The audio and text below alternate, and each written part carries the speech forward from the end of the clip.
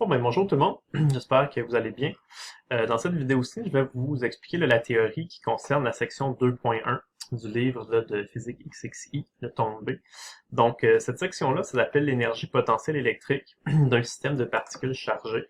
Euh, Évidemment, c'est la toute première section là, qu'on fait dans le chapitre 2. On débute le chapitre 2. Le chapitre 2, en passant, ça s'appelle d'ailleurs là, le potentiel électrique. Ok.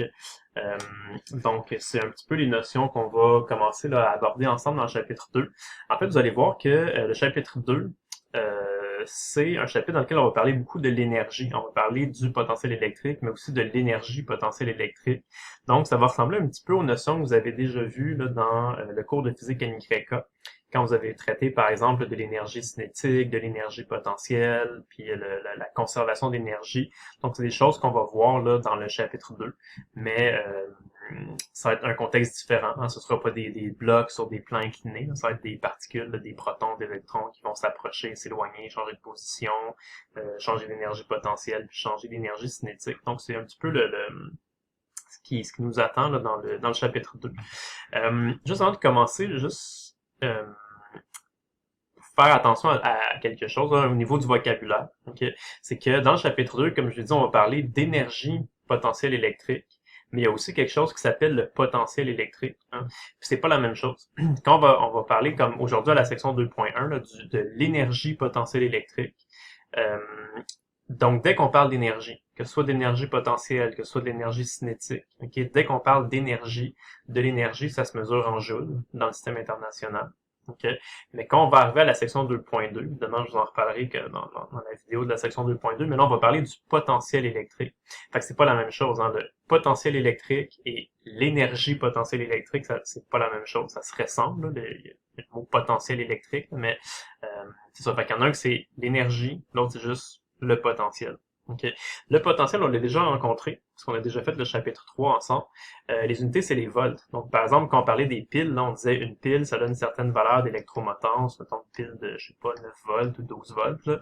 Ben, l'électromotance d'une pile, ça, c'était du potentiel électrique. Ça se mesurait en volts. Okay. Mais bon, c'est ça. Fait que ici, à la section 2.1, on va parler de énergie potentielle électrique. Fait que ce sera pas des volts, ça va être des joules. Okay. Évidemment, c'est sûr que les deux notions sont liées quand même, l'énergie potentielle et le potentiel. On va le voir à la section 2.2. Je vais juste vous le montrer tout de suite. Là, il y a une équation qui fait le lien là, entre l'énergie potentielle électrique et le potentiel électrique, la variable V ici. Mais cette équation-là, on la verra en détail là, à la section 2.2. Okay. Ce que je voulais juste vous dire là, dans le chat pour ça peut peut-être vous rassurer ou en tout cas vous encourager peut-être là, c'est que juste vous dire comme ça par expérience, là, la plupart des étudiants trouvent que le chapitre 2 il est un petit peu plus facile au niveau mathématique, au niveau des calculs mathématiques que le chapitre 1. Okay? Pourquoi? Parce que dans le chapitre 1, ce qu'on a vu, c'est qu'on a abordé les notions là, de force électrique et de champ électrique. On avait d'ailleurs vu là une équation ici qui disait que si vous avez une particule chargée, que vous la placez dans un endroit de l'espace où il y a un champ électrique, ben la particule que vous avez placée dans ce champ électrique-là va interagir avec le champ électrique, puis elle va ressentir une force électrique. Okay? Euh, mais dans le chapitre 1, on parle souvent de force électrique, de champ électrique, et ce qui arrive, c'est que les quantités champ électrique et force électrique, ce sont des vecteurs. Puis une quantité vectorielle, c'est un petit peu plus compliqué qu'une quantité scalaire, parce qu'une quantité vectorielle, bien évidemment, ça a un module et une orientation. Donc ça veut dire que dans certains cas, il faut faire un schéma, là, par exemple, du champ électrique ou de la force électrique, puis ça va arriver là, quand même relativement souvent, là, que vous allez avoir là, mettons, un champ électrique, puis que vous allez devoir, là, dans vos calculs, le décomposer en composante X, composante Y, donc on appellerait la composante EX, puis la composante EY. Okay. Puis décomposer des vecteurs, ça apporte tout le temps son lot de problèmes. Il y a des gens, des fois, qui ont de la difficulté à décomposer. Des fois, il y a des gens qui mélangent. Là. Des fois, il y a des gens qui essaient d'aller trop vite, ils font pas de schéma, puis ils se mélangent entre le sinus puis le cosinus. Des fois, il faut mettre des signes négatifs pour les composantes. Fait que des fois, ça peut mélanger certaines personnes. Certaines personnes qui font des erreurs de calcul ou qui se trompent des fois comme ça, une fois de temps en temps, quand ils décomposent des vecteurs. Mais en tout cas, la bonne nouvelle que je vous annonce, c'est que dans le chapitre 2, les quantités qu'on va voir, ça va être justement là, les deux que j'ai nommés tout à l'heure, l'énergie potentielle électrique et le potentiel électrique. Et la bonne nouvelle pour vous, c'est que ces deux quantités-là, ce sont pas des vecteurs, ce sont des scalaires. OK? Donc, c'est juste des chiffres. Fait qu'il n'y a pas de direction entre l'énergie potentielle, ça pointe pas vers le haut, vers le bas, vers la gauche, vers la droite. C'est juste un chiffre qui peut être positif ou négatif, mais c'est quand même juste un chiffre. OK? Fait que vous voyez l'équation là, qu'on va utiliser à la section 2.2, qui est vraiment l'équivalent de cette équation-là. En fait, ça dit que si vous avez une particule qui a une charge Q, puis vous la placez dans un endroit de l'espace où il y a un potentiel V, cette particule-là va interagir avec le potentiel et ça va lui donner une certaine énergie potentielle électrique. C'est vraiment l'équivalent de cette équation-là, mais pour l'énergie plutôt que pour les forces. Okay? Mais bref, ce sont des quantités qui sont des scalaires. Fait que vous voyez, il n'y a pas de flèche dans cette équation-là, il n'y a pas de vecteur comme on en avait ici. Fait que c'est vraiment juste des trucs qui sont scalaires. Fait que pour cette raison-là, ben, vous n'aurez jamais besoin de décomposer énergie potentielle. On décompose pas ça en composante X, composante Y. Là. Il y a juste pas de composante euh, pour les quantités scalaires. En tout cas, je veux vous dire comme ça, souvent les gens là, trouvent que pour ce qui est des calculs mathématiques, ben c'est plus facile de faire les calculs dans le chapitre 2 que dans le chapitre 1. Donc, tant mieux si ça vous... c'est tant mieux. Ça peut être plus facile, ben, pourquoi pas, on va le prendre. OK. Juste pour mettre ça un petit peu en contexte, sachez que vous avez déjà fait le cours de physique NYK, le cours de physique mécanique. Donc, jusqu'à présent, vous avez vu deux sortes d'énergie potentielle. Quand vous avez fait le cours de physique NYK, vous avez vu l'énergie potentielle du ressort qui est égale à 1/2 fois K fois E au carré. K, c'est la constante de rappel du ressort. E, c'était l'étirement de votre ressort. Fait que le ressort pouvait être comprimé ou étiré. En tout cas, vous avez déjà vu cette formule-là. Vous avez déjà vu aussi l'énergie potentielle gravitationnelle. Vous avez probablement vu les deux formes comme ça.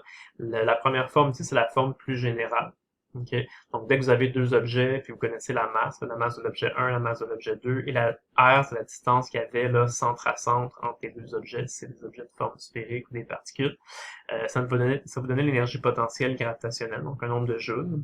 Et parfois, ce qu'on faisait, c'est quand on avait des problèmes qui se produisaient à la surface de la planète Terre, on calculait d'abord le champ de gravité sur la planète Terre qui valait 9.8.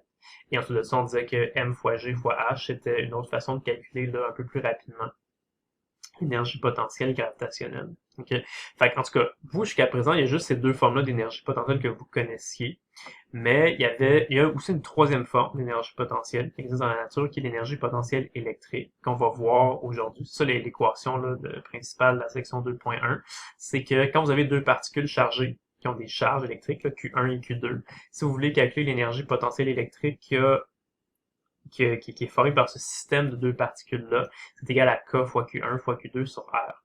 Okay? Fait que si vous remarquez, là, c'est presque exact, c'est une équation mathématique qui a exactement la même forme que l'équation mathématique là, pour l'énergie potentielle gravitationnelle. Puis ça, c'est pas vraiment surprenant parce que si vous regardez, si vous vous rappelez les forces, là, ben, les forces aussi avaient la même forme hein, pour la gravité et pour la force électrique. Si on regarde par exemple la force de gravité, ben, c'est la constante grand G, qui est la constante de la gravitation universelle de Newton. C'était grand G fois M1 fois M2 sur R carré.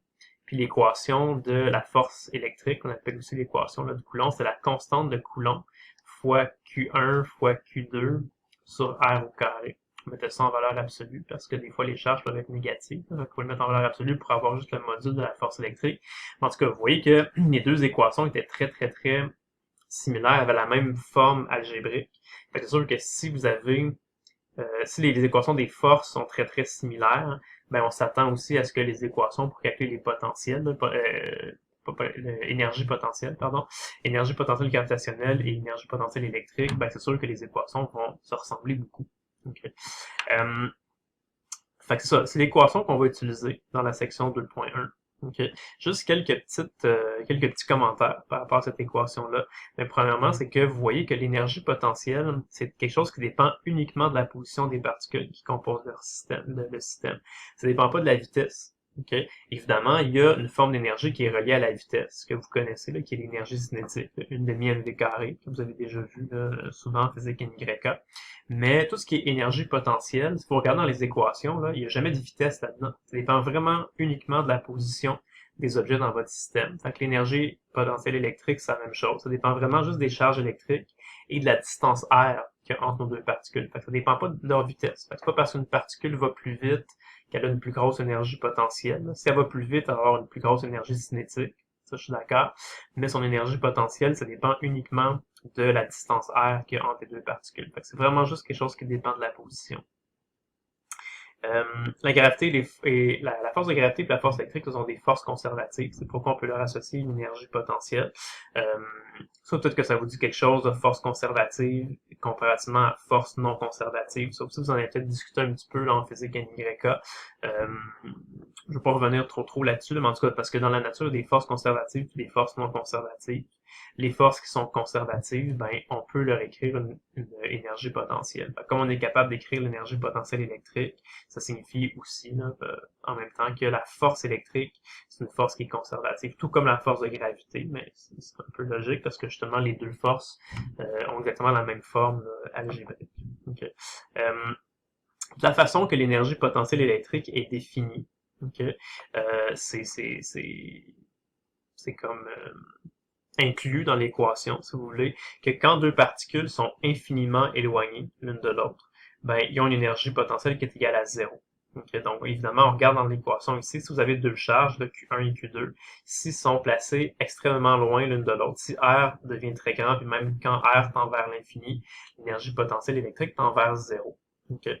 Fait que c'est une façon d'interpréter un petit peu qu'est-ce que ça veut dire. Okay? Donc, l'énergie potentielle électrique entre deux particules, c'est un peu comme une espèce d'interaction, si vous voulez, là, qu'il y a entre les deux particules. Plus que les deux particules sont rapprochées, plus que la valeur de R est petite, plus que le terme ici va être un gros chiffre. Okay?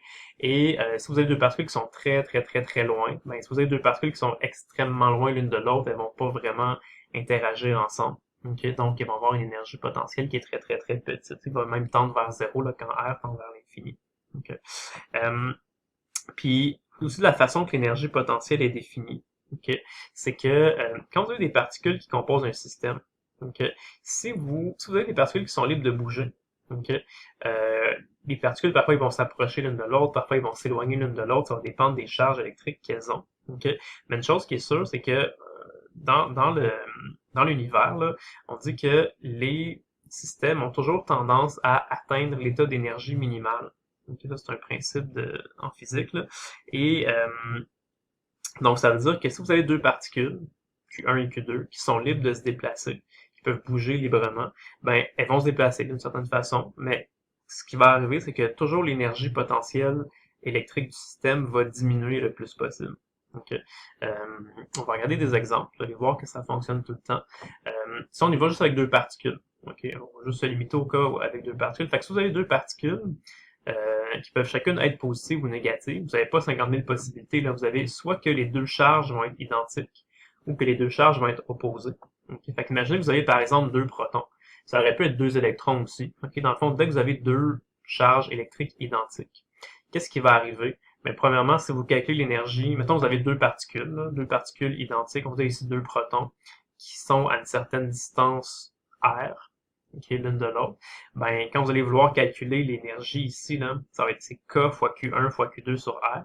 Si Q1 et Q2 sont le même, mettons que c'est deux chiffres positifs, ok, bien sûr que tout ça va donner quelque chose de positif. Même si ça avait été deux négatifs, ça va donner la même chose, parce que si vous avez une particule négative ici, puis une négative ici, ben, un négatif fois un négatif, ça redevient du positif. Okay? Fait que dès que vous avez deux charges identiques qui sont situées à une certaine distance R l'une de l'autre, l'énergie potentielle, elle est positive. Okay? Puis regardez, qu'est-ce qui va arriver à ce système-là? Si vous avez par exemple deux protons, là, puis qu'on les laisse libres de se déplacer, qu'est-ce qui va arriver? Ça, c'est deux charges pareilles. Deux charges pareilles, qu'est-ce que ça fait? Ça va se repousser. Donc, si vous laissez bouger librement les deux protons, ils vont se mettre à s'éloigner l'un de l'autre. Donc, ce proton-là va partir, mettons, vers la droite, ce proton-là va partir vers la gauche. Donc, ils vont s'éloigner de plus en plus. La distance R va augmenter. Et plus que la distance R augmente, qu'est-ce qui arrive? Plus que le chiffre ici va diminuer. Fait que ça va être un chiffre positif qui va diminuer de plus en plus. Donc, c'est comme si on disait que, par exemple, là, au début, quand ils sont dans cette position-là, notre système là, a une énergie potentielle électrique de 100 joules. Et là, au fur et à mesure que les protons vont s'éloigner, l'énergie va devenir égale à, mettons, 90 joules, puis après ça, 80 joules, puis après ça, 70 joules, pas 60 joules. Ça va comme diminuer de plus en plus. Puis à la limite, là, quand les protons vont être rendus très loin, ben, l'énergie là, elle va diminuer de plus en plus, puis elle va tendre vers 0 joule, là, quand la distance R va tendre vers l'infini. Okay? Donc ça vous montre justement que c'est ça ici, c'est le quatrième point qu'on avait là. Quand deux particules sont libres de se déplacer, elles vont se déplacer, puis l'énergie va diminuer le plus possible, va tendre vers la valeur minimale, là, 0 joule dans ce cas-ci. Okay? Fait que l'énergie est passée de 100 joules, puis ça a diminué jusqu'à atteindre 0 joule. Okay. Quand on a des particules qui sont de charge opposée, c'est un petit peu plus difficile à comprendre, mais ça fonctionne aussi de la même, c'est exactement la même chose qui va se produire. Okay.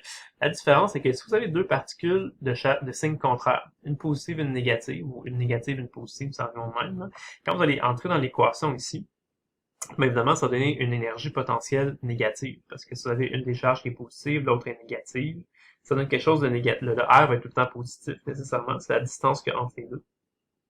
Fait que ça va donner un terme qui est négatif. Okay. L'énergie potentielle négative, ça se peut. C'est pas impossible. Okay. Ça arrive en physique NYK, ça peut arriver en physique NYB aussi, là, de l'énergie potentielle négative, ça c'est pas un problème. Okay. Mais nous, ce qu'on a dit, c'est que si on laisse les particules libres de se déplacer, c'est supposé que l'énergie du système va diminuer pour atteindre une valeur, la valeur la plus minimale possible, la plus basse possible. Ben, ça fonctionne aussi. Okay? Parce que, mettons, au départ, là, vous êtes à une certaine distance R. Okay? Vous avez deux particules, une positive et une négative, sont à une certaine distance R. Quand on fait le calcul, ça va donner un chiffre qui va être négatif. Maintenant, ça donne, je sais pas, là, moins 100 joules. Okay? Si on laisse les particules libres de se déplacer, qu'est-ce qui va arriver? Ben, c'est deux particules de charge contraire.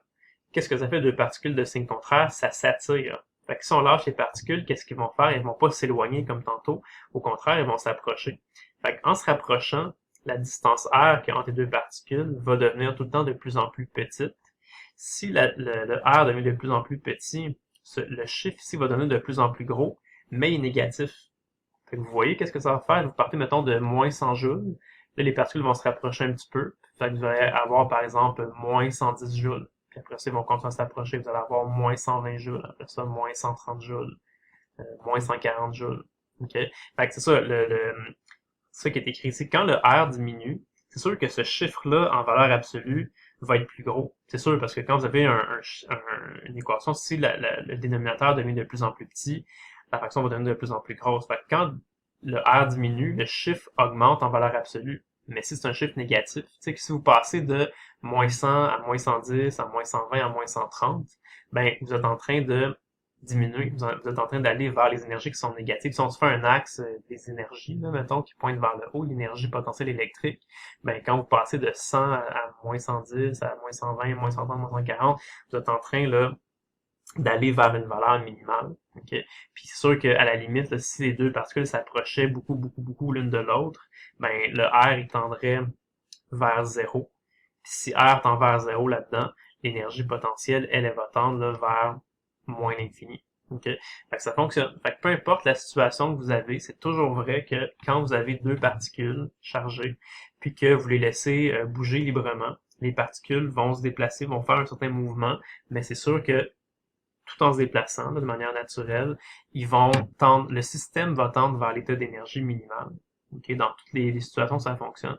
Ici, je voulais démontrer juste avec deux particules, mais on pourrait avoir des systèmes qui contiennent plusieurs particules. On pourrait avoir des systèmes à 3 particules, 4 particules, 5 particules, peu importe. C'est toujours vrai que l'énergie totale du système va diminuer là, pour tendre vers l'état d'énergie minimale quand les particules sont libres de se déplacer. Okay. Ici, j'ai trouvé une petite animation sur Internet que je trouvais intéressante. Je peux vous la faire jouer une première fois. Je vais vous expliquer un petit peu c'est quoi. Donc, vous voyez que ce qui se passe, c'est on pourrait appeler ça la formation d'une molécule, d'un atome, quelque chose comme ça. Formation d'une molécule, peut-être. Okay. Puis, fait que ce qui arrive, c'est que ici, vous avez une particule. On va dire qu'il y a une certaine charge. Les 4 petites particules autour, ils ont des charges opposées. Mais imaginons que c'est la formation d'un atome. Okay? Fait que c'est comme si ici on avait une particule positive, un proton par exemple. Et ici on avait 4 électrons qui sont autour. Okay? Puis qu'est-ce qui se produit. Quand on fait jouer la vidéo, ben, on le voit bien. C'est que, bon, on va appeler ça les électrons. Là, les 4 électrons viennent se placer là, tranquillement autour du proton. Ça atteint un état stable. Puis à la fin du vidéo, il n'y a plus grand-chose qui bouge. Là. Le système est pas mal stabilisé. Okay. Ce que je veux vous montrer, c'est que ce phénomène-là, okay, c'est quelque chose qui se passe dans la nature. Si vous prenez 4 électrons puis un proton, vous les laissez aller, ils vont atteindre la configuration qu'on a vue tout à l'heure. Okay. Puis comment on fait pour expliquer ce qui se passe ici dans la vidéo? Ben, on pourrait le faire de deux façons complètement différentes. On pourrait juste expliquer avec les forces qu'est-ce qui se passe. On pourrait dire que, par exemple, une particule positive, une particule négative, ça s'attire l'un l'autre. On pourrait calculer les forces qui agissent entre eux. Okay. Puis, fait qu'on va comprendre pourquoi les petites particules négatives vont s'approcher de la particule positive. Mais si vous regardez par exemple à la fin, là, pourquoi qu'à un moment donné les particules arrêtent de s'approcher? Parce que là, quand vous commencez à avoir plusieurs particules négatives qui se trouvent proches de la particule positive, ben là, les particules négatives, elles vont se repousser l'une l'autre. Okay?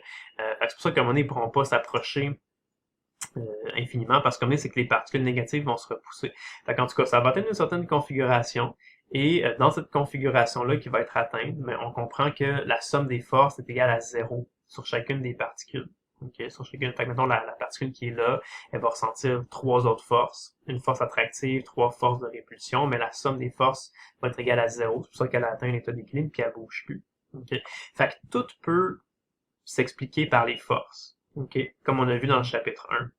Mais là, on commence à faire le chapitre 2, on commence à parler d'énergie, énergie potentielle, tout ça. On pourrait tout expliquer ça aussi par l'énergie. Okay?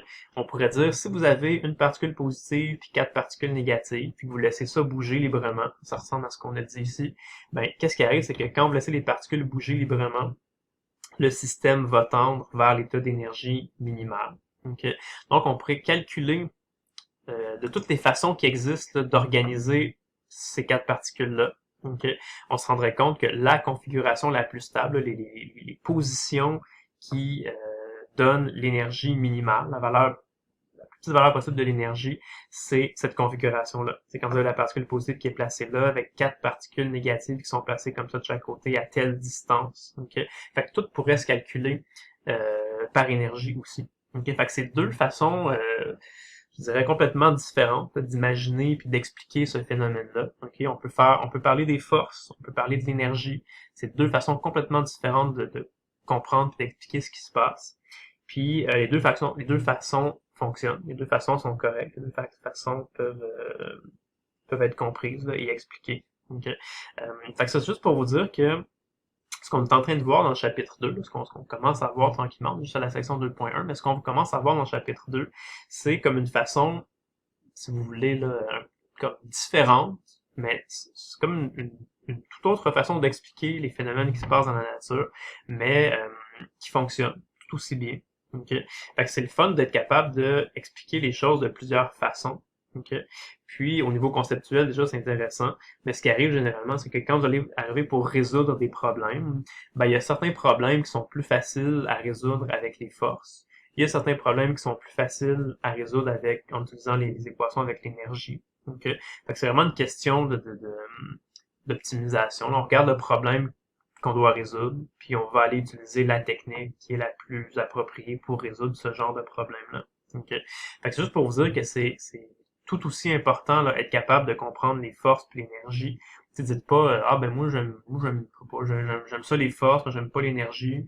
Fait que c'est pas grave, je vais être capable de faire tous mes problèmes avec les forces. OK, il y en a des fois qui aiment mieux l'énergie. Faut pas être bon dans une de ces deux affaires-là, faut vraiment comprendre les deux techniques puis être capable de les appliquer chacune des deux parce qu'il y a certains problèmes qui sont beaucoup plus faciles à résoudre soit avec les forces, soit avec l'énergie. Okay. Voilà, je peux te la refaire une dernière fois. Moi, ce que je trouve cool, c'est à la fin, là, quand la dernière particule, là, on dirait qu'elle veut y aller, mais là, elle peut pas parce que l'autre était dans son chemin puis elle a repoussé. Fait que vous voyez, la molécule, elle s'est comme tournée à la fin, puis tranquillement, le quatrième électron, il a réussi là, à aller rejoindre sa position. Okay. C'est sûr qu'elle a réussi à y aller parce que cette configuration-là est plus stable que quand l'électron n'est pas placé. Fait que c'est sûr et certain que dans la nature, là, il va se passer quelque chose, ça va s'arranger pour que ça aille se placer comme ça. Puis dans ce cas-ci, qu'est-ce qui est arrivé, c'est qu'il y a eu une petite rotation là, de la molécule pour permettre là, au dernier électron de venir se placer là. Donc voilà. Ok. Fait que ça, c'est Fait que c'est une façon là, de vous montrer un peu comment on peut expliquer les phénomènes en servant de l'énergie. Puis une autre façon aussi qu'on peut comprendre c'est à quoi ça correspond l'énergie potentielle qu'il y a entre deux particules, c'est en se posant ces questions-là. Imaginez que vous avez deux particules, particule A, particule B, qui sont à une distance R l'une de l'autre. Okay. Si je vous demandais, comme mettons, question 1, c'est combien d'énergie potentielle électrique le système des deux particules possède-t-il? Okay. Ben ça, vous seriez capable de répondre à cette question-là. Vous pourriez seulement faire le calcul. Okay. L'équation de la section 2.1, c'est exactement ça que ça dit. Ça dit que l'énergie potentielle entre deux particules, c'est K fois Q1 fois Q2 sur R. Fait que si vous connaissez les valeurs des charges Q1, Q2 et la distance R, vous pourriez juste calculer ça. Ça donnerait un certain nombre de joules. Okay. Si je vous demandais comme question, deuxième question, si on lâche ces deux particules-là, combien d'énergie cinétique le système peut-il gagner au total? Si on lâche les deux particules ici, qu'est-ce qui va arriver sur ces deux protons? Ça va se repousser, donc les deux protons vont se mettre à s'éloigner l'un de l'autre. Puis, tranquillement, là, ils vont perdre leur énergie potentielle parce que la distance R va augmenter de plus en plus. Mais plus qu'ils vont s'éloigner, plus qu'ils vont aller vite. Donc, l'énergie cinétique va augmenter. Puis, à la longue, qu'est-ce qui va arriver? C'est que toute l'énergie potentielle du système va se transformer complètement en énergie cinétique. Fait que, tu sais, au début, dans la situation initiale ici, il y a de l'énergie potentielle, puis il y a pas d'énergie cinétique. Il y a 0 joule d'énergie cinétique. Puis dans la situation, on va dire finale, ben, quand le R tend vers l'infini, ben, il y aurait une énergie potentielle, il y aurait une énergie potentielle électrique 0 joule. Parce que quand R tend vers l'infini, ce terme-là tend vers 0. Et l'énergie cinétique, ce serait toute sous forme dans le fond, toute l'énergie cinétique, ce serait cette valeur-là. Fait que si au départ, on avait, je sais pas, mettons 100 joules d'énergie, ben, au début, on avait 100 joules d'énergie potentielle, 0 joules d'énergie cinétique.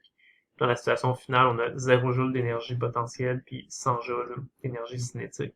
Okay. Fait que ce que je veux vous dire, c'est que la réponse à la question 1, puis la réponse à la question 2, c'est exactement la même réponse. Okay. Donc, l'énergie potentielle que le système contient au départ, c'est exactement la même valeur d'énergie que l'énergie cinétique qui pourrait être gagnée par notre système. Okay. On peut le voir comme ça, juste un peu de manière conceptuelle. On peut le voir de manière un peu plus formellement, là, par calcul. Okay. Je ne vais pas trop vous faire peur avec ça, je vais faire une petite intégrale. Je ne vous demanderai pas de refaire ça, mettons, dans un examen, c'est juste pour vous expliquer un petit peu, puis juste pour prouver que ça fonctionne. Là. Et puis en fait, ça vous montre un peu d'où vient cette formule-là. Okay. C'est qu'on sait que la force électrique entre deux particules, c'est KQ1, Q2 sur R carré. Puis là, dans notre construction aussi, si on imagine qu'on est sur un axe X, on pourrait appeler ça la distance R. Là, si on met une particule à l'origine, puis une particule ici à la position X, mais la distance R puis la position X, c'est la même chose. Fait qu'on a appelé ça KQ1, Q2 sur X au carré. Okay. Quand vous avez une particule qui se déplace, okay, vous avez déjà vu en physique mécanique que le travail qui s'exerce sur une particule, c'est la force ou le déplacement. Okay. Là, ici, ce qui arrive, c'est que la force n'est pas constante, parce que à chaque fois que la particule va s'éloigner, la force va changer. Fait qu'on a besoin de faire une intégrale pour trouver le travail total. Là, quand la particule, mettons ici, part de la position X, se rend jusqu'à l'infini. Donc, on calcule l'élément infinitésimal de travail, qu'on appelle dW. Ça va être la force fois l'élément infinitésimal de déplacement. Ça va être K, Q1, Q2 sur X carré fois dx. Et c'est ça qu'on va intégrer entre la position initiale et la position finale. La position finale, c'est quand la distance R va tendre vers l'infini. Donc, si on intègre là, tous les éléments infinitésimaux de travail en allant de x égale h jusqu'à x égale à l'infini, on se retrouve à faire cette intégrale-là. K, Q1, Q2, c'est des constantes. On peut les sortir à l'extérieur de notre intégrale. Fait qu'il nous reste à intégrer dx sur x carré. L'intégrale de 1 sur x carré dx, ça donne moins 1 sur x, qu'il faut évaluer entre nos bornes, entre r et infini. Donc, ça donne ça comme ça. Moins 1 sur l'infini, ça donne 0. Puis moins 1 sur r, ça donne 1 sur r. Et c'est là qu'on obtient l'équation, le K, Q1, Q2 sur r. Okay. Donc, encore une fois, tout ça, c'est la même chose. Dans le fond, l'énergie potentielle que le système possède au point initial, l'énergie cinétique totale que le système peut gagner si vous laissez les particules se déplacer librement, OK?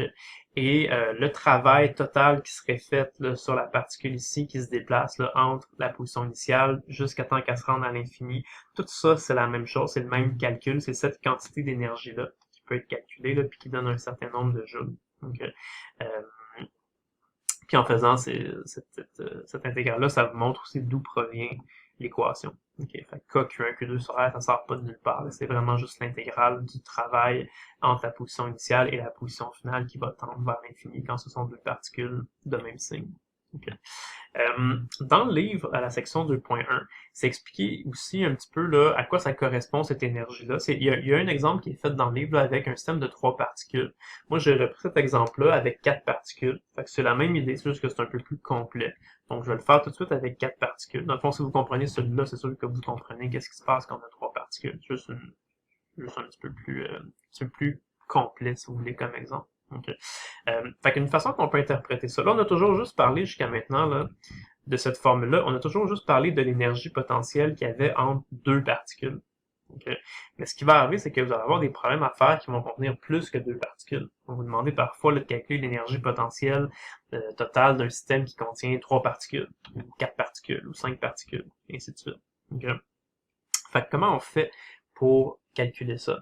Ben, l'énergie potentielle d'un système de particules, on peut imaginer que c'est d'une certaine façon l'énergie totale que ça a pris, que ça a nécessité pour prendre toutes les particules de votre système qui étaient situées extrêmement loin, là, disons à l'infini l'une de l'autre, puis que on veut étape par étape là, construire le système, donc amener les particules de l'infini jusqu'à leur position finale. Okay? Je vais le faire avec vous, vous allez mieux comprendre. Fait que mettons qu'on veut faire un système de 4 particules qui sont juste situées aux 4 coins d'un carré. Okay? Si on part de rien, là, puis qu'on veut construire ce système-là, qu'est-ce qu'on va faire? Ben, la première étape, on imagine qu'on va aller chercher notre première particule, qui est très loin, qui est à l'infini. Fait qu'on la pogne là, de l'infini, puis là, on l'amène jusqu'à sa position finale, okay, qui va être ici. Pour faire ça, ça va nécessiter zéro travail. Vous n'avez pas eu besoin de travailler parce que vous êtes allé chercher une particule, puis quand vous l'avez amenée ici, là, il n'y avait rien d'autre dans votre système. Fait que la particule que vous avez amenée, elle ressentait pas de force. Il n'y avait rien qui la repoussait. Fait que amener cette particule-là, ça vous a rien coûté. Ça vous a coûté 0 joule pour la porter. Okay. Là, on continue à construire notre système. Là, on va prendre la deuxième particule qui provient elle aussi de l'infini, puis on veut venir la placer à sa position finale. Mais quand vous allez apporter cette deuxième particule-là, que j'ai appelée Q2, là, ça va nécessiter une certaine quantité de travail parce que quand vous avez apporté Q2, là, vu que Q1 était déjà installé, était déjà placé, ben Q1 puis Q2, ça se repousse. Fait que quand vous avez apporté Q2, là, vous avez dû forcer. Okay? Vous avez dû faire une force, puis là, tu sais, une force pour un déplacement, ça correspond à un certain travail. Fait que pour amener la particule Q2, là, vous avez dû fournir un travail, vous avez dû forcer avec votre main, là, avec votre machine, ou peu importe, votre processus pour apporter la particule à cet endroit-là. Et l'énergie que vous avez eu besoin, le travail que vous avez dû fournir là, pour apporter votre particule Q2 ici, c'est une certaine quantité de joules, qui est égale justement là, à l'énergie potentiel électrique entre les particules 1 et 2. Fait que ce serait là K fois Q1 fois Q2 divisé par la distance R. Okay. C'est comme c'est aussi égal à l'espèce d'énergie d'interaction qu'il y a entre la particule 1 et la particule 2. Okay. Fait que pour construire un système qui contient juste deux particules, c'est juste cette énergie-là qu'on doit calculer. Mais si maintenant vous voulez apporter une troisième particule dans votre système, donc vous avez une particule Q3 que vous prenez, là, elle provient de l'infini, puis là vous voulez l'amener là. Ben là, pour amener la particule Q3, vous avez dû forcer plus fort que pour amener Q2, parce que là, quand vous avez amené la particule Q3, la particule Q3 elle se faisait repousser par la particule Q1 et aussi par la particule Q2. Okay? Fait que l'énergie ou le travail là, que ça vous a pris pour amener la particule Q3, ben c'est l'énergie qu'il y a entre la particule Q1 et la particule Q3. Donc le terme ici, puis aussi le terme d'énergie qu'il y a entre la particule Q3 et la particule Q2, qui serait ce terme-là. Okay. Donc ce terme-là, c'est K fois Q1 fois Q3 sur la distance entre 1 et 3. Ça, c'est le K fois Q2 fois Q3 divisé par la distance qu'il y a entre 2 et 3. Okay. Fait que vous voyez que quand on apporte une troisième particule, là, c'est deux termes d'énergie qui arrivent dans notre équation. OK? Puis si on voulait approcher une quatrième particule, ça serait encore plus difficile. Parce que il faudrait lutter contre la répulsion des trois particules qui sont déjà en place. OK? Fait qu'amener notre quatrième particule, là, c'est comme plus tough encore. Et pour amener la quatrième particule, vous avez dû lutter contre la répulsion des trois autres particules. Fait que juste pour amener la particule 4, ça vous a coûté, là, ça vous a nécessité ces trois termes d'énergie-là. Un avec 4, 2 avec 4, 3 avec 4. OK? Si on voulait approcher une cinquième particule, ben là, on aurait comme 4 nouveaux termes. OK? Fait que c'est un petit peu ça l'idée, c'est que l'énergie totale d'un système, qu'est-ce que je vous demandais, calculez-moi l'énergie totale là, de ce système-là, qui contient 4 particules.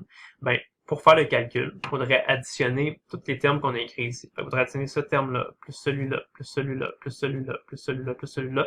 Donc, en tout, on aurait 6 termes à additionner. Il faudrait appliquer 6 fois l'équation, le K, Q1, Q2 sur R, puis additionner tout ça ensemble. Donc, fait que c'est ça que ce serait ça la bonne réponse. Ça serait le nombre de joules. Il faudra juste faire les calculs. Mais ça, ce que je vais vous dire, c'est que donc, l'énergie totale, l'énergie potentielle totale d'un système qui contient plusieurs particules, c'est un système de 4 particules, ben, ça correspond au travail total qu'il faudrait faire pour construire le système, pour partir là, de la situation où on n'a rien, puis prendre chacune des particules qui proviennent de l'infini, puis de les amener à l'endroit, à la position qu'ils vont occuper dans notre système final. Là, la somme de tous les travaux nécessaires pour faire ça, ça correspond à l'énergie potentielle totale. Okay. Et aussi, à quoi ça correspond cette énergie-là, on l'a dit tout à l'heure, c'est que si on prenait ces 4 particules-là, puis que là, tout à coup, on les lâchait, puis on les laissait libres de se déplacer, les particules partiraient là, chacune dans leur direction, en allant de plus en plus vite, puis ils gagneraient de l'énergie cinétique. Et l'énergie cinétique totale qui pourrait être gagnée quand ce système-là va juste se défaire, se dissoudre, puis que chaque particule va retourner à l'infini, ben ce serait le même nombre de joules que ici. Okay? Donc l'énergie potentielle qui est contenue, qui est emmagasinée dans le système, pourrait éventuellement être complètement transformée ou convertie là, en énergie cinétique. Okay. Si vous regardez l'équation qu'on a écrite ici, pour 4 particules, okay, on se rend compte qu'il y avait 6 termes, hein, puis dans le fond, les termes, c'était l'énergie entre 1 et 2, plus l'énergie entre 1 et 3, plus l'énergie entre 2 et 3, entre 1 et 4, 2 et 4, 3 et 4, ainsi de suite. En fait, il y a une façon très raccourcie, très abrégée et mathématique d'écrire ça. C'est que quand vous avez un système qui contient un certain nombre de particules, okay, l'énergie potentielle totale de votre système de particules sera égale à la somme de plusieurs termes. Okay, et ça va être la somme ça va être plusieurs termes comme ça additionnés. Chaque terme va toujours avoir la forme K, Q1, Q2 sur R. Okay? Puis la façon qu'on a de l'écrire, c'est de dire que c'est la somme des i plus petits que j de K, QI, QJ sur R. Parce que regardez les termes quand on les écrit, là, on écrit tout le temps, tu sais, un premier indice, un deuxième indice, puis on écrit tout le temps, le premier indice est tout le temps plus petit que le deuxième, hein, comme le terme 1, 2, 1, 3, 2, 3. Il n'y a pas le terme, mettons, 3, 2. Okay? Parce que le terme 3, 2, dans le fond, on l'a déjà calculé, c'est qu'on a calculé le terme 2, 3. Okay? Parce que, dans le fond, là, tu sais, c'est le U2, 3, puis le U3, 2. Ben, ce serait la même affaire, hein, parce que ça, ce serait K fois Q1, ce serait K fois Q2 fois Q3 sur R2, 3. Puis ici, ce serait K fois Q3 fois Q2 sur R3, 2. Mais tu sais, faire Q2 fois Q3 ou Q3 fois Q2, c'est la même chose. Puis R2, 3 puis R3, 2, c'est la même chose. Là. Ce serait la distance qu'il y a entre la particule 2 et la particule 3. Ou la distance qu'il y a entre la particule 3 et la particule 2, ça revient exactement au même. Okay.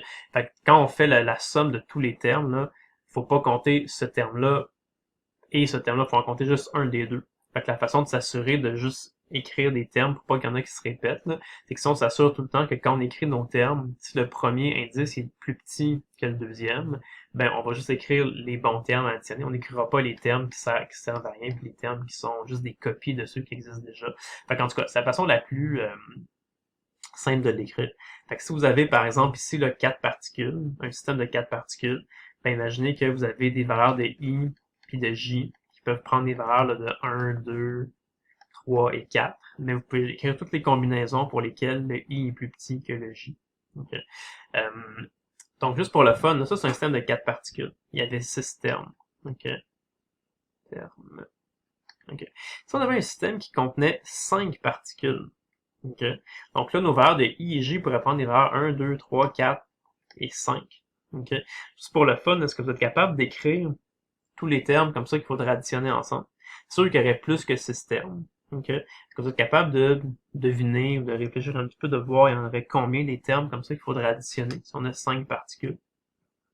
Donc, on disait un petit peu, essayer de les écrire pour le fun, toute une pause là, dans la vidéo. Essayez d'écrire toutes les combinaisons. Là, ça serait comme U1-2, plus U1-3, plus U1-4, plus U1-5, plus U2-1, 2-2. Continuez comme ça, puis essayez de voir combien il y en a. Quand vous serez prêt, vous pourrez poursuivre la vidéo. Donc, ça. Fait que pour 5 particules, il y a 10 termes, en fait. Hein. Fait que si on les écrit tous, il y a 1-2, 1-3, 1-4, 1-5. Ça, les termes qui commencent par 2. 2-1, on ne l'écrit pas. 2-2, ça se peut pas. Fait que là, il y a 2-3, 2-4, 2-5. Après, celui qui commence par 3, il y a juste 3-4, 3-5. Celui qui commence par 4, il y a juste 4-5. Et fait, quand on écrit ça, on a tout écrit les termes. On n'a pas répété les trucs inutiles. OK. Puis, c'est ça. Fait que, il y avait 10 termes. OK. Fait qu'en tout cas, juste vous dire qu'évidemment, plus que vous avez de particules dans votre système, plus que vous avez un grand nombre de termes. OK? Mais on ne vous demandera pas de calculer non plus pour 100 particules. Là. Souvent, ça va être comme, 3, 4, des fois 5 particules. Même 5 particules, ça commence à être beaucoup. Là. Fait que généralement, ça va être juste 3 ou 4 particules. Okay. Dans la situation là, qui est faite dans votre livre à la situation 2.1, vous voyez, c'est un système de 3 particules. Quand on a 3 particules, il y a juste 3 termes à additionner ensemble. 1, 2, 1, 3 et 2, 3. Okay. Je ne regarderai pas exactement cet exemple-là avec vous. C'est vraiment juste des calculs. Là. Mais juste vous dire comme ça. Comme je disais, on ne vous demandera pas de faire des calculs avec un système de 10 particules. Là. Vous voyez ici les équations là, de les exercices que vous allez devoir résoudre dans la section 2.1. C'est des systèmes qui contiennent 3 ou 4 particules. Mais pas même plus que ça. Si vous comprenez comment faire avec 3 ou 4 particules, ce serait juste là, faire plus de termes. C'est tout le temps cette même équation-là qui revient, juste que vous allez la calculer plusieurs fois parce que vous allez avoir plusieurs termes. Okay. J'ai inventé des petites questions pour vous, des petits vox pop, puis on va terminer avec un petit calcul. Donc, juste pour ça, une petite vérification de voir si vous avez bien compris avec les formules avec la formule qu'on a vue à la section 2.1. Donc, imaginez que vous avez un système ici de 4 particules qui sont sur aux 4 coins d'un carré. Okay. Particules 1, 2, 3 et 4. Fait que c'est 4 particules qui ont une charge positive. Ça pourrait être 4 protons, par exemple. Okay. Si je vous demandais là, sans la... En tout cas, je ne vous donne pas des valeurs, fait que vous ne pourriez pas calculer un vrai chiffre, là, mais est-ce que vous êtes capable déjà de dire, est-ce que l'énergie potentielle électrique de ce système-là, est-ce que ce serait une énergie qui est positive, négative ou nulle? Okay. Ben, ça, vous êtes capable de réfléchir, ben, cela est assez facile. Nécessairement, l'énergie, elle serait positive, hein, parce que qu'est-ce que vous allez faire, c'est que vous avez 4 particules, vous allez avoir un certain nombre de termes additionnés. On dirait que l'énergie potentielle électrique totale, ben là, on aurait comme énergie potentielle électrique entre la particule 1 et la particule 2, plus énergie potentielle électrique entre la particule 1 et la particule 3, plus énergie potentielle électrique entre la particule 1 et la particule 4, plus d'autres termes, on continue. En fait, on en aurait 6 termes, comme ça on l'avait vu tout à l'heure, c'est les 6 termes qu'il y a ici. Okay. Mais chaque terme là, d'énergie IJ, c'est K, QI, QJ sur R, IJ. Okay. La distance R entre deux particules, peu importe lesquelles, c'est sûr que c'est tout le temps quelque chose qui est positif. Okay. Mais ici, c'est sûr que si vous faites QI fois QJ, ben peu importe IJ c'est quoi, ça va tout le temps être un chiffre qui est soit 1, 2, 3 ou 4. Puis comme ici, on a uniquement des particules positives, c'est sûr que quand vous allez calculer ce terme-là, ça va tout être des termes positifs. Okay. Fait que si vous additionnez ensemble 6 termes positifs, c'est sûr que votre réponse totale va être quelque chose de positif, nécessairement. Okay. Maintenant, deuxième question. Si vous avez un système qui est composé de 4 particules négatives, je vous demandais de calculer c'est quoi l'énergie potentielle totale de ce système-là. La réponse, là, est-ce que ce serait un chiffre qui est positif, négatif ou nul? Donc, pensez-y quelques instants. Continuez la vidéo quand vous êtes prêts. Ben ça, ici encore, c'est positif. Les gens, des fois, qui se font avoir, puis ils disent, ah ben là, vu que c'est des particules négatives, ça va donner une énergie potentielle négative. Ben non, pensez-y, parce qu'encore une fois, là, quand vous allez calculer votre énergie, vous allez additionner, vous allez avoir plusieurs termes. Vous allez avoir, mettons, le terme 1, 2, plus le terme là, de, mettons, 1 avec 3, plus le terme 1 avec 4, et ainsi de suite.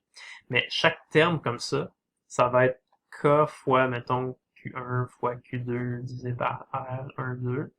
Mais là, peu importe quelles, tes enfants sont tout le temps être deux charges multipliées ensemble, mais si c'est deux charges négatives, si vous faites moins Q fois moins Q, ça va donner plus Q carré. Donc ça va toujours être quand même des termes positifs. Fait que si vous additionnez ensemble juste des termes positifs, ça va encore donner quelque chose de positif. Okay. Fait qu'il faut faire attention. Qu'est-ce qui donne, c'est pas parce que c'est des particules négatives que ça donne du négatif. En fait, la loi, là, c'est plutôt quand vous avez deux particules qui ont le même signe. Fait que soit deux positifs ou deux négatifs, ça va donner un terme d'énergie positif. Okay. Si vous avez des particules de charge différentes, une positive et une négative, là oui, ça va donner des termes qui sont négatifs. Okay. D'ailleurs, la dernière question que je veux vous poser ici, c'est si vous avez un système qui est comme ça, donc deux particules positives, deux particules négatives. Là, je vous demande de trouver l'énergie totale de ce système-là. Est-ce que ça va être quelque chose qui est positif, négatif ou nul? Quand vous êtes prêts, pensez un petit peu. Quand vous êtes prêts, continuez la vidéo pour avoir la réponse. La réponse ici est peut-être un petit peu moins évidente que les deux premières questions, mais c'est négatif. Okay? Il y a des gens, des fois, qui me répondent nul, parce qu'ils disent, ah, ben là, tu sais, quand on va écrire nos termes, il va y avoir des termes positifs, il va y avoir des termes négatifs, fait que ça va s'annuler. Okay? Pas tout à fait. C'est vrai qu'il y a des termes qui vont s'annuler. Okay? Il y a des termes qui ne s'annuleront pas, puis les seuls termes qui s'annulent pas, ils vont être négatifs. Okay? Je peux vous le montrer vite, puis on le fera peut-être un peu plus en détail là, après, mais dans le fond, ce qui va arriver, c'est que ici, il y a 6 termes. Hein? Vous allez avoir le terme là, dans le fond, dès que vous avez deux particules ici, là, si vous êtes capable de faire une flèche entre les deux, ça représente un terme. Fait que, il va y avoir, mettons, l'interaction entre la particule 1 et la particule 2. Il va y avoir l'interaction entre la particule 1 et la particule 3. Il va y avoir l'interaction entre 3 et 4. Il va y avoir l'interaction entre 2 et 4. Il va y avoir l'interaction entre 1 et 4. Puis il va y avoir l'interaction entre 2 et 3. Okay. Donc là, chaque particule a une flèche qui l'amène à chacune des trois autres particules. Donc, toutes les flèches sont écrites ici. Puis si vous comptez le nombre de flèches, on en a fait 1, 2, 3, 4, 5, 6. On a 6 flèches. C'est exactement ce qu'on avait dit tout à l'heure. Quand on a un système de 4 particules, quand on écrit tous les termes, il y a 6 termes à calculer. Okay. Chaque terme, je le rappelle, là, c'est, mettons le terme IJ, c'est K fois QI fois QJ sur R. Okay. Fait que si on regarde ça, là, on aurait comme 6 termes à additionner ensemble. Okay. Si vous pensez, par exemple, ce terme-là ici, là, ça va être quoi? Ça va être K fois, mettons, la charge 1, qui va être, mettons, plus Q, fois la charge 2, qui va être moins Q, divisé par la distance R. La distance entre les deux, on sait pas c'est quoi. Mettons qu'on appelle ça, je sais pas, là, L. On dit que chaque côté du carré, c'est L. Fait que ça va être sur L. OK? Fait que ce terme-là ici, ça va être, en fait, ça va être comme ça, là. Ça va être égal à moins KQ carré sur L. OK? Mais le terme ici, ça va être quoi? Ça va être K fois Q1 fois Q3 sur L. Là, Q1 et Q3 sont positifs. Fait que ça va donner exactement ce terme-là, mais positif. Ça va donner plus KQ carré sur L. Fait que vous voyez que ce terme-là et ce terme-là, les deux s'annulent. Fait que cette interaction-là et cette interaction-là additionnent ensemble, ça donne égal à 0. Même chose pour ces deux interactions-là. Cette interaction-là va juste compenser celle-là. Okay? Fait que toutes ces quatre-là, mettons, ça s'annule. Puis qu'est-ce qui reste? Il reste ces deux interactions-là. C'est quoi ces deux interactions-là? Ça va être là, K fois, mettons, K fois Q1 fois Q4, divisé par la distance R ici. Ça va donner un terme négatif. Puis si ici aussi, ça va encore donner un terme négatif.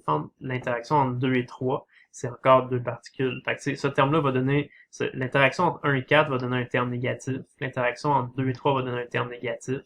Fait que quand on va additionner tout ça ensemble, c'est sûr que ça va donner quelque chose qui est négatif. Okay. Si ça vous intéresse vraiment de l'écrire, mettons, pour vrai, un peu plus formellement, ce serait comment on pourrait le calculer. Ben ici, ce qui arrive, c'est qu'on n'a pas vraiment de variable, là. On n'a pas de chiffre. Okay? Mais si on voulait l'écrire quand même en algèbre, qu'est-ce qu'on pourrait dire? Ben, la distance qu'il y a entre 2 et 3, ben mettons, on va le faire entre 1 et 4. La distance qu'il y a entre 1 et 4, c'est quoi? Ce serait en fait l'hypoténuse d'un triangle. dont la base est L, puis la hauteur est L. Okay? Donc la distance qu'on pourrait appeler, mettons, R14, là, qui est la même chose que R23 d'ailleurs. C'est la diagonale du carré. Ben, ce serait racine de L au carré plus L au carré. Okay? Fait que dans le fond, ça fait racine de 2L carré. Racine de 2L carré, on peut dire que c'est racine de 2 fois racine de L carré, mais racine de L carré, ça donne juste L. Fait que c'est racine de 2L. Racine de 2L, c'est la distance qu'il y a entre, ben c'est la diagonale. Okay? Fait que mettons là, le terme U, le terme là, de l'énergie potentielle électrique entre la particule 1 et la particule 4, ben, ce serait K fois Q1 fois Q4 divisé par R14. Okay? Fait qu'on aurait K. Q1 c'est positif, c'est plus Q.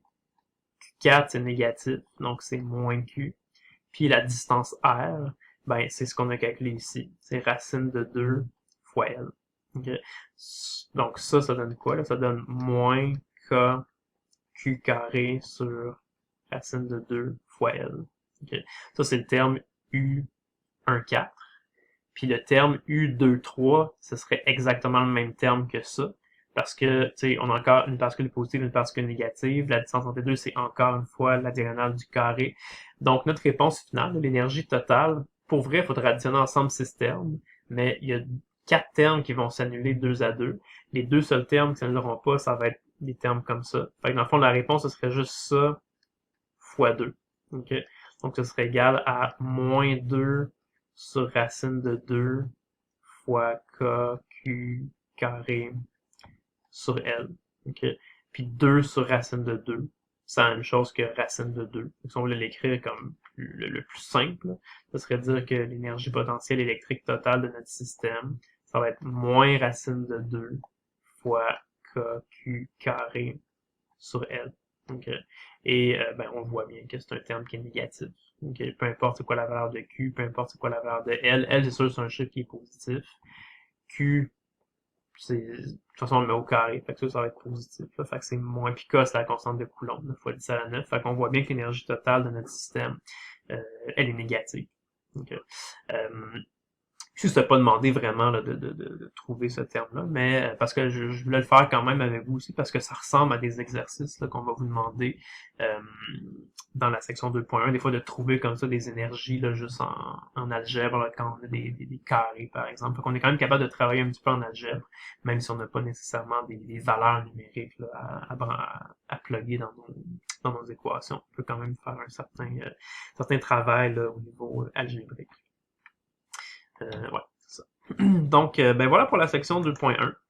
Donc, j'espère que ça vous a aidé à mieux comprendre le concept d'énergie potentielle électrique. C'est sûr que c'est un petit peu nouveau pour l'instant parce qu'on commence le chapitre 2, mais inquiétez-vous pas, l'énergie potentielle électrique, on va en reparler tout au long du chapitre 2. Donc, à la longue, là, ça va rentrer, puis ça va se clarifier de plus en plus. Là. Vous allez juste de mieux en mieux comprendre. Là. Donc, mais voilà, bonne journée, à la prochaine.